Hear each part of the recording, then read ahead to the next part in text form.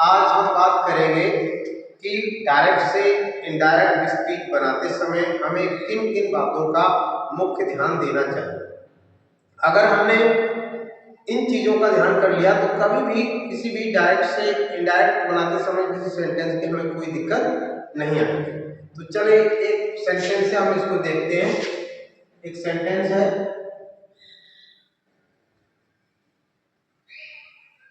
He said to me, comma, inverted comma, I want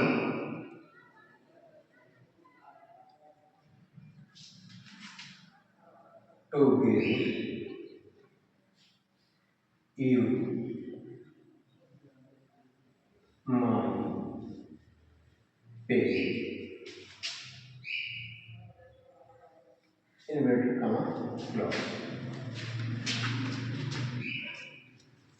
जो inverted comma से बाहर वाला भाग है, इस भाग के लिए हम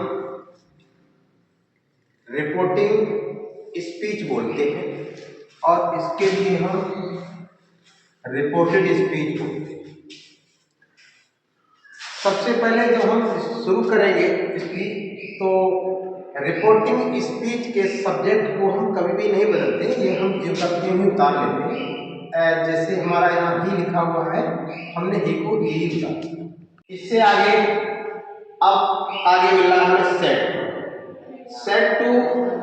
यदि हमारा बात असर्टिव है तो हम सेट टू को टोल्ड में बदलते हैं। टोल्ड में बदल दिया। अब इस रिपोर्टिंग स्पीच के ऑब्जेक्ट को भी हम नहीं बदलते हैं, इसको भी हम जो करते हैं उतार लेते हैं। जैसे कि ये हमारा असर्टिव वाक्य है, ऐसे असर्टिव वाक्यों में हमेशा इन्वर्टेड कामा के स्थान पर हम कंजंक्शन दैट का प्रयोग करते हैं। कंजंक्शन दैट का प्रयोग करने के बाद अब रिपोर्टेड स्पीच में हम आ गए। रिपोर्टेड स्पीच के सब्जेक्ट अगर फर्स्ट पर्सन है, आई और बी, तो इनको हम चेंज करते हैं। अगर फर्स्ट पर्सन है तो हमेशा हम कर्ता के अनुसार, जो हमारा रिपोर्टिंग स्पीच का कर्ता होगा उसके अनुसार बदलेंगे, और अगर सेकंड पर्सन होगा तो हम कर्म के अनुसार बदलेंगे। तो यहाँ पर हमारा फर्स्ट पर्सन आई आया हुआ है, तो अब जो हमारा रिपोर्टिंग स्पीच का जो कर्ता होगा वो हमारा इस इनडायरेक्ट स्पीच का कर्ता बन जाएगा। अब हम आई को बदले तो यहाँ पर क्या हो जाएगा, ही हो गया। अब हमें क्रिया को बदलना है।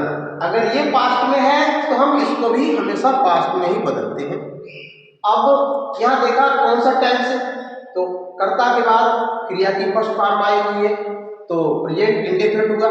अब प्रेजेंट इंडेफिनिट हुआ तो ही के बाद में अब यहाँ पर हमें क्या करना है, पास्ट इंडेफिनिट करना है।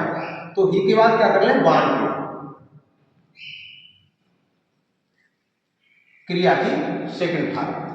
वांटेड टू गिव को हम कुछ नहीं बदलेंगे, जो क्यों रखेंगे। अब इस ऑब्जेक्ट में, इसमें दो ऑब्जेक्ट का प्रयोग हुआ है।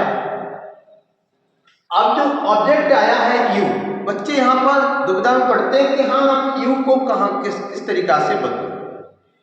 अब अगर यू को बदलना है कभी भी, तो हमें हमेशा इस पर जरूर ध्यान देना चाहिए कि कहने वाला कौन है और सुनने वाला कौन है। अगर हम इनकी बात को सोच लेते हैं तो कभी भी इन चीजों को बदलने में कोई दिक्कत नहीं आती। देखिए, अब उसने कहा मुझसे, उसने मुझसे कहा, एक कहने वाला वह है और सुनने वाला मैं हूं यहाँ पर। और इस बात को देखो कि I want to give you, तो आई कौन है, ही। अब वो चाहता किसे देना, मुझे, और मैं जो यू जो आया है वो किस क्रिया आया है, मी के लिए। गिव मी, ठीक। अब यहाँ पर ये आया है माई पे। अब सब्जेक्ट यहाँ पर क्या था, आई, तो आई के संग में अपने के अंग्रेजी लगी क्या, माई। यहाँ सब्जेक्ट क्या है, ही, तो ही के संग में अपने के अंग्रेजी लगा दो आराम से, हिज। और पेन फुल स्टॉप। वाक्य बन के हमारा कंप्लीट हो गया।